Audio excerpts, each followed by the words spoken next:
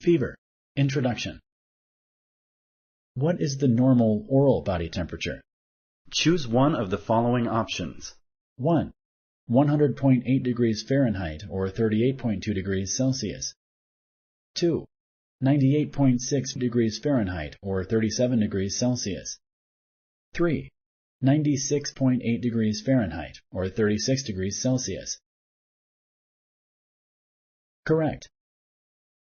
Which of the following methods for measuring body temperature produces the most reliable results? Choose one of the following options. 1. Axillary, under the armpit. 2.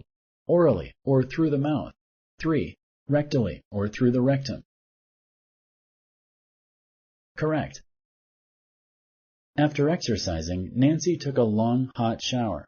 Immediately after her shower, she took her temperature and it registered 99.3 degrees Fahrenheit or 37.4 degrees Celsius. Does Nancy have a fever? Choose one of the following options. 1. Yes, definitely, since the body temperature is above 98.6 degrees Fahrenheit or 38 degrees Celsius. 2. Unlikely, since she just finished exercising and took a hot shower. Correct. Nancy just got done exercising and being in a hot environment, which can raise a person's body temperature temporarily. It is unlikely she has a fever. The body temperature should be taken after resting and 20 to 30 minutes after eating, exercising, or taking a hot shower. A fever is the body's way of fighting off an infection. Select true or false. Correct. Infections are the most common causes of fever.